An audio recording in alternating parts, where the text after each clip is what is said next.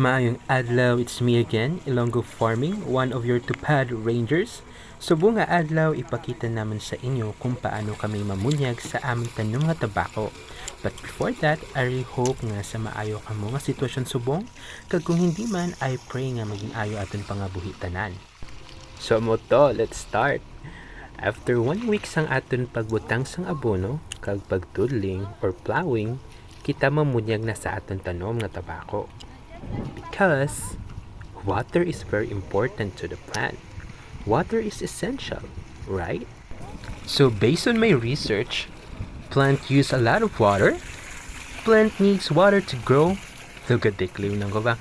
Plants are about 80 to 95% of water and need water for multiple reasons as they grow, including for photosynthesis, for cooling, and to transport minerals and nutrients from the soil and into the plants.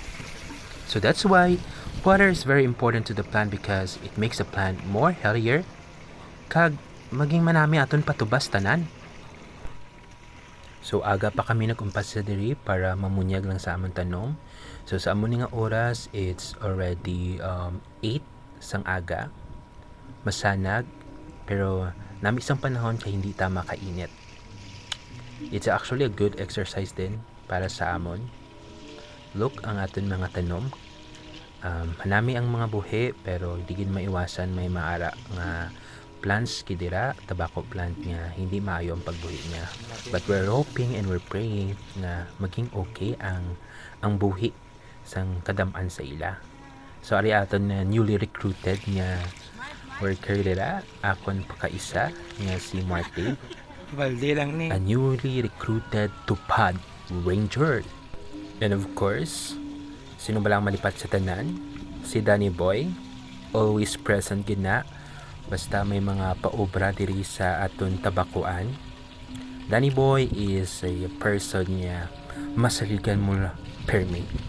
All you to do is tawagin si Danny Boy and he will always be there para puligan kamo. And of course, akong Tita Bulay, asawa ni Terso. Babae nga wala pahuway, basta may ubra halapira. So bali ang amount sang tubig nga ibutang namon sa tabako subong is tag-isa lang ka balde. Kay tag-isa lang ka balde mo? Char lang. So bali isa lang ka balde nga tubig kay mga abono pa kami gamit ang tubig. So bali ang abono i-mix sa water tapos ibunyag naman. Ning tobacco plant man guys, hindi man ginisi kailangan sang sobra-sobra nga tubig. Unlike sa iban na plants nga kailangan everyday tubigan. Kay ang aring tabako is considered as drought tolerant plant. Ano bala ibig silingon sang drought tolerant plant? So according to my research, drought tolerant plant means these plants are naturally adapted to dry condition. It means plants nga makabato or makasaho sa init sang panahon. Plants nga biskan hindi mo madalas bunyagan or tubigan, mabuhi gid. Di parehos ni mo nga kung di ka mabunyagan or matubigan daw mapatay ka. Char lang. So amo na ni ang itsura sang tabako after 1 month. Okay na to sa klase nga tabako but ari ang tabako nga may problema. So balik kuro na bala ang iyang ugbos bala tawag sina. Kag iri baw gipos nga tabako. Ambot na ni saya nga wala ni saya magnami nga buhi. But you know, we're still happy kay kadamaan sila do okay man ang pagtubo. But hindi gid maiwasan nga may ara gid nga daw hindi okay. Basta importante man lang may buhi biskan na gamay-gamay lang para may matudtod kita.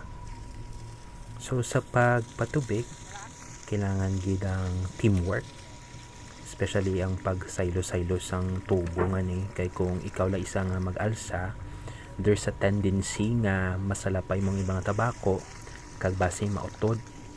So sayang especially kung ang manami pang tabako ang maputol mo. So that's why it's always better nga kung mag-ubra dapat teamwork gid. Diba?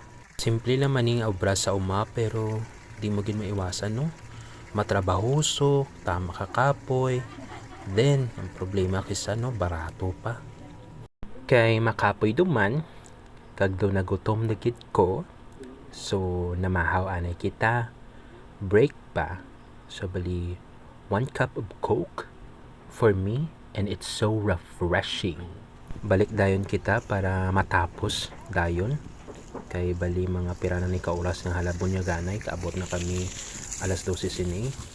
But see, the benefit of teamwork, napapadali talaga yung buhay natin. Hala, sige dalagani dan para matapos dayon dya. Kido na kapoy roman ko eh. Bali, after sang pangpaabono namon sang tubig amo ni ibraw namon, amo na ginatawag nga surface irrigation or simply irrigation or flooding amo nang tawag sa amon. So ano bala ang purpose ng surface irrigation or pa-flooding? According to my research again, the benefits of irrigating tobacco are well documented and include improvements in both the physical and chemical nature of the cured leaf, such as lighter colored, thinner leaf that is lower in oils, total alkaloids, and total nitrogen than tobacco grown with insufficient moisture.